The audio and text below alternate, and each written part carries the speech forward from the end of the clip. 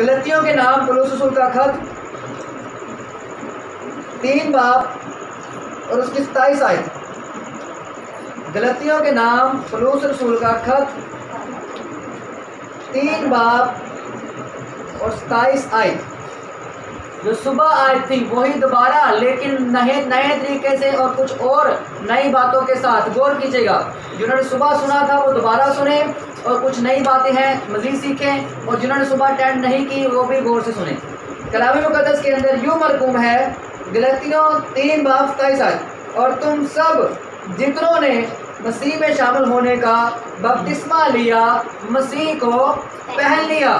तो सुबह हमने कलाम मुकद्दस के अंदर सुना था, सीखा था कि जितने बहन भाई ने बपतिस्मा लिया, कलाम बयान करता है कि उन्होंने यीशु मसीह को पहन लिया।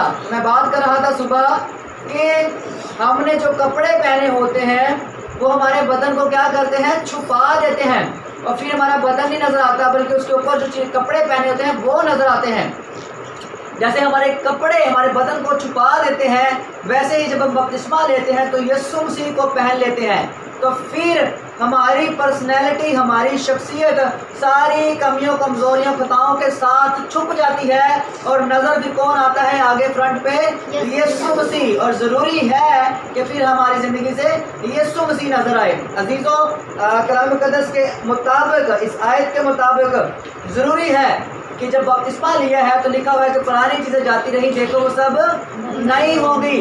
और कलाम मुकद्दस बयान करता है कि तुम नई मखलूक हो, नया पर्सन। तो भाई बात यह है, कलाम मुकद्दस के अंदर पढ़ा है कि मसीह को पहन लिया, तो अब हमने यीशु मसीह को पहन लिया है, तो ज़रूरी है कि हमारी ज़िंदगियों से कौन नज़र आए, यीशु मसीह। हमारा तौर तरीका किस जैसा होना चाहिए, यीशु मसीह जैसा। उठते बैठते यीशु मसीह कैसे बैठता था, क्या करता था, उन बातों को सीखना है, समझना है, याद रखना है और फिर वैसे चलना है। अगर हम ऐसे करते हैं तो फिर हम कलाम मुकद्दस की आयत को पूरा करते हैं, और अगर हम पूरा नहीं करते तो फिर हम खुदा की नज़र में गुनहगार ठहरते हैं। अजीज़ों, मैं आपको एक बात बताऊंगा, यहाँ पे इस आयत का मतलब ये है कि हमें यीशु मसीह जैसा बनना है।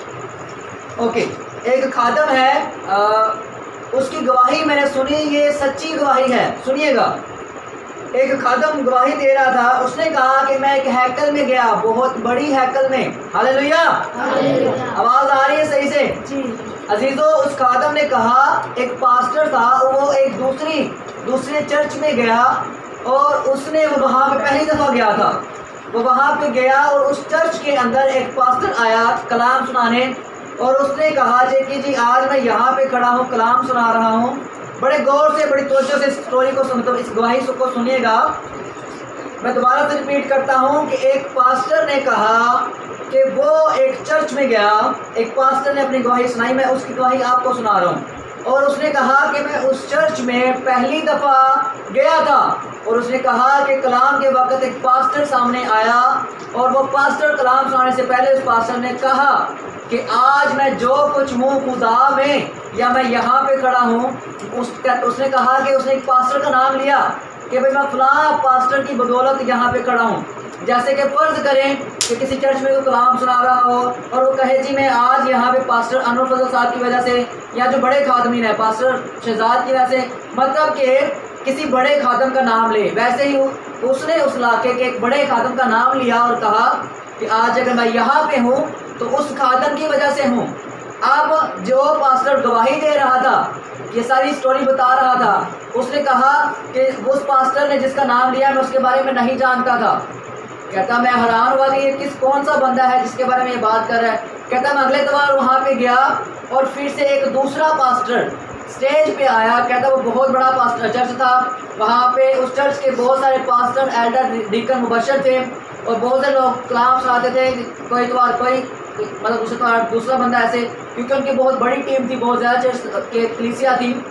तो उसने कहा कि मैं दूसरे इतवार गया उस चर्च में, तो दूसरे इतवार एक नया बंदा वहाँ पे आया कलाम सुनाने के लिए, और उसने भी कलाम सुनाने से पहले कहा कि भाई मैं एक पास्टर का नाम लिया, उसी पास्टर का जिस पास्टर का नाम पिछले इतवार एक पास्टर ने लिया था। उसने कहा मैं फलां पास्टर की वजह से आज इस मकाम पे हूँ। कहता मैं बड़ा हैरान हुआ, भैया 2 बंदे उस बंदे का नाम ले रहे हैं, तो वो बंदा क्या मतलब कि हैसियत रखता है, क्या उसकी वैल्यू है।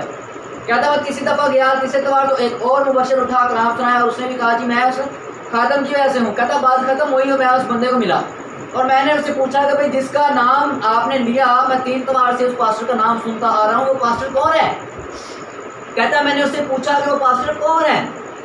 उन्होंने कहा कि भाई मैंने जब उससे पूछा तो उसने मुझे बताया कि पास्टर साहब ये पास्टर हैं एक कोरिया के, और उन्होंने एक नाम भी बताया, बड़ा अजीब सा डिफ़िकल्ट सा नाम था क्योंकि कोरियन पास्टरों के बड़े नाम मुश्किल से होते हैं, मुझे वो नहीं अभी बोलना आ रहा।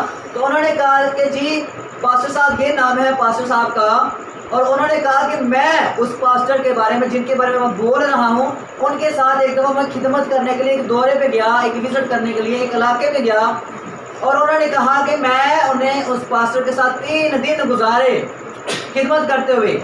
और क्या उन्होंने कहा, उस बंदे ने बताया कि भाई जिस पास्टर की हम सब बातें कर रहे हैं, जिसका हम नाम ले रहे हैं, कहते कि उसके साथ 3 दिन गुजारते हुए मुझे ये फील हुआ जैसे मैं यीशु मसीह के साथ चल रहा हूँ। अजीज़ों, उसने कहा कि वो पास्टर इतना रास्तबाज है, इतना खुदा के साथ वफादार है, वो इतना बाइबल को फॉलो करता है, यीशु मसीह के साथ इतना चलता है। कहता है कि जब मैं उसके साथ चल रहा था तो जैसे यीशु मसीह लोगों की मदद किया करता था वो भी मदद कर रहा था। कहता है कि वहाँ पे हम एक अफ्रीकन कबीले में गए, और आपने नेशनल जियोग्राफी पे या टीवी मूवीज़ में देखा होगा कि अफ्रीका के अंदर बहुत बड़े बड़े जंगलात हैं, लोगों को कपड़े पहनने के नहीं पता, वो जंगली टाइप से लोग कहते हैं, वहाँ पे वो रहते हैं, उनको खाने पीने का नहीं पता, रहन सहन का नहीं पता। तो कहता हम उस तरह के कबीले में गए उस पास्टर के साथ, तो कहता है कि उनकी मिट्टी में जो है गंदे बच्चों को उस पास्टर ने गले से लगाया, बड़ा प्यार किया, और उन लोगों के साथ बड़े अच्छे तरीके से बात की, उनको कलाम सुनाया, उनके साथ बड़े प्यार से पेश आया। तो उस बंदे ने कहा, उस पास्टर ने कहा कि भाई उस पास्टर जिसके बारे में हम हर बंदा बात कर रहा है उसके अंदर यीशु मसीह वाली क्वालिटीज़ पाई जाती हैं। कहते हैं कि ऐसे लगता है जैसे यीशु मसीह हर के साथ प्यार किया करता था वो भी ऐसे ही है, जैसे यीशु मसीह हर की हेल्प किया करता था वो भी ऐसे ही है, जैसे यीशु मसीह हर की फिक्र किया करता था, कहता वो भी ऐसे ही है। तो कहता कि उसके साथ 3 दिन गुजार के मुझे ऐसे लगा जैसे मैं यीशु मसीह के साथ चल रहा हूँ। हालेलुया। तो जिस पास्टर की गवाही मैं आपको बता रहा हूँ उसने कहा, कहता जब मैंने ये बात सुनी कि उस खादम के बारे में सब ये कह रहे हैं कि उसके साथ वक्त गुजार के ऐसे लगा जैसे हम यीशु मसीह के साथ चल फिर रहे हैं, तो उसने कहा कि काश ऐसा हो कि मेरे साथ भी वक्त गुजार के कोई बोले कि ऐसा लगा जैसे यीशु मसीह के साथ चल रहे हैं। हालेलुया।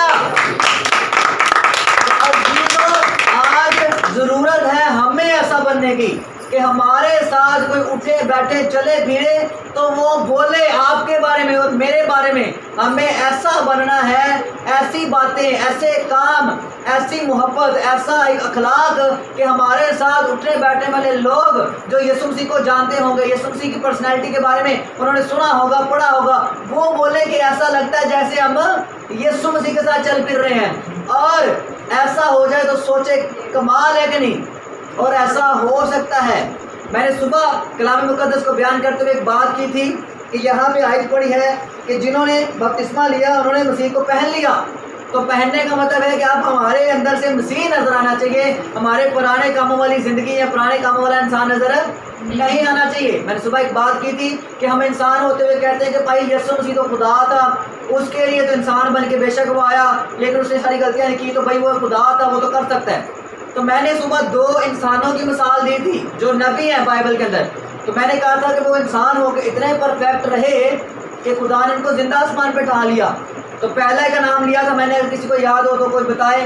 पहला नबी जो जिंदा आसमान पे उठाया गया, हनूक, पैदाइश की किताब में जिक्र मिलता है, हनूक नबी जिंदा आसमान पे उठाया गया। वो इतना कामल रहा, इतना परफेक्ट होके चला, इंसान था, नबी था, लेकिन इंसान होने के बावजूद इतना अच्छे से चला। खुदा को इतना पसंद आया, खुदा ने कहा नहीं मैं इसको मरने नहीं दूंगा, खुदा ने जिंदा आसमान पर उठा लिया। और दूसरी पर्सनालिटी एलिया नबी के बारे में बहुत से बहन भाई ने सुना हुआ है। ये भी इंसान था, लिखा हुआ है बाइबल में, हम तबीयत हमारे जैसा था, इंसान था, और ऐसे चला खुदा के साथ कि खुदा ने इसको भी जिंदा आसमान पर उठा लिया। तो अगर हम ये कहें कि यीशु मसीह तो इंसान बन के आया लेकिन वो खुदा था, तो वो तो हर गलती पे गालिब आ ही सकता है, तो हम तो इंसान हैं, हमसे तो गलती होगी, तो हम तो यीशु मसीह जैसे नहीं बन सकते। तो फिर आपकी मजबूती के लिए और आपकी और मेरी इस सोच को रद्द करने के लिए हमारे पास इन दो इंसानों की मिसाल भी है। अगर वो इंसान परफेक्ट रह सकते हैं कि यीशु उनको जिंदा आसमान पर उठा ले, तो हम भी रह सकते हैं। और कलाम मुकद्दस की आयत के मुताबिक हमें ऐसा बनना है, क्योंकि कलाम मुकद्दस के अंदर लिखा हुआ है कि तुम्हारा आसमानी बाप कामिल है और वो ये चाहता है कि तुम भी कामिल बनो, यानी कि परफेक्ट। यीशु मसीह में कोई गलती या खामी थी? नहीं थी। हमें भी वैसा ही बनना है, क्योंकि हमने यीशु मसीह को पहन लिया है। तो अब ज़रूरी है कि हर एक खामी को, हर एक कमज़ोरी को हमें अपने अंदर से निकालना है। अब हमारे ज़िंदगी से हमारी ज़िंदगी नज़र नहीं आनी चाहिए, बल्कि किसकी नज़र आनी चाहिए? यीशु मसीह की। हालेलुया। और यही खुदा चाहता है। तो अगर दो नबियों की मिसाल बताई, वो ऐसा बन सकते हैं, और जिस खादम की मिसाल बताई वो ऐसा बन सकता है, तो हम भी बन सकते हैं। हालेलुया। अजीजों, बहुत से लोग देखे हैं जो इतने साल बुराई में रहते हैं, गुनाह में रहते हैं, लेकिन एक वक्त आता है वो संभलते हैं, मजबूत होते हैं, अपनी ज़िंदगी खुदा को देते हैं और सब कुछ छोड़ देते हैं। बहुत से ऐसे लोग, आपने गवाही सुनी होगी, आप शायद मिले भी हो ऐसे लोगों से। तो अगर बहुत से वो लोग ऐसा कर सकते हैं, तो हम क्यों नहीं कर सकते? हम कर सकते हैं। एक बात बताएं, जब बच्चा पैदा होता है, अगर आज हम नशा कर रहे हैं, या आज हम जो है फ्रेब कर रहे हैं, या आज हम किसी को धोखा दे रहे हैं, बेईमानी कर रहे हैं, या आज हम किसी को फ्रॉड कर रहे हैं, मतलब व्हाटएवर, हम कुछ भी गलत काम अगर आज हम कर रहे हैं, तो ज़रा याद करें, क्या बचपन में जब हम बच्चे की सूरत में इस दुनिया में आए, तो क्या खुदा ने हमें जैसा आज हैं ऐसा बना के भेजा था? नहीं। क्या बचपन से हम ऐसे ही थे? नहीं। बल्कि जब बड़े हुए तो हम बिगड़ गए। कलाम का इसमें लिखा हुआ है कि बिगड़ गए, मतलब कि बिगड़ने से पहले हम ठीक थे, और हम दोबारा ठीक वैसे ही हो सकते हैं।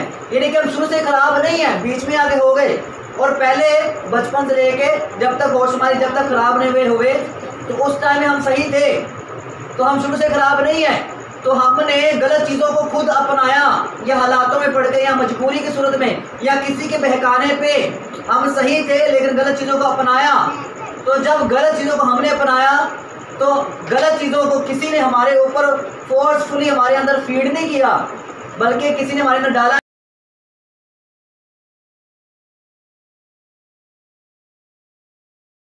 जा रही है। गलत चीज़ों को अगर अपनाया है तो छोड़ भी सकते हैं, और हमें छोड़ना है।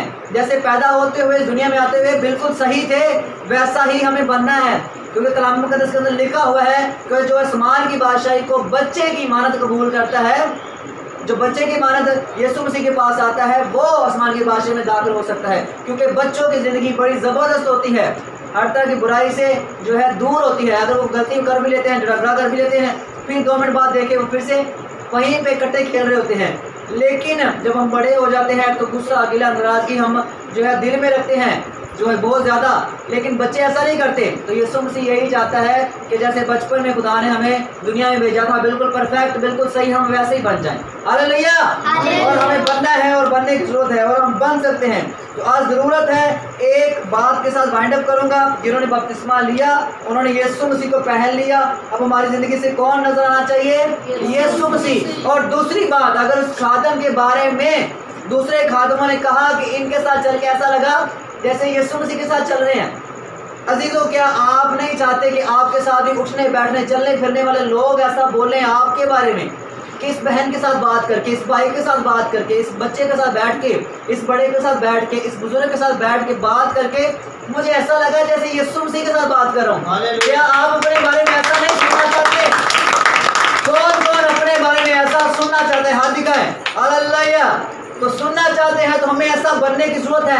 आप बन सकते हैं। अपने अंदर की हर कमजोरी को, हर लानत को, हर तरह की कमजोरी को, बुराई को यीशु के नाम से झिड़कें और कहें कि तू मेरे ऊपर गालिब नहीं आ सकती, मैं तेरे ऊपर गालिब आऊंगी। क्योंकि कलाम मुकद्दस आऊंगा, और बहनें जो हैं बोलें, भाई बोलें, क्योंकि कलाम का इसके अंदर लिखा हुआ है कि तू अफी को, इस दहा को अपने पाँव के नीचे रोंदेगा। तो खुदा ने इख्तियार दिया है कि इब्लीस के सर को हम कुचल सकते हैं। तो अपने अंदर की हर तरह की कमजोरी को निकाल बाहर पाएंगे यीशु से, और उसके सर को जो है कुचल डाले। हालेलुया। क्योंकि खुदा ने इख्तियार दिया है हमें, हम सबको। खुदा आपको और मुझे इस कलाम से बरकत दे।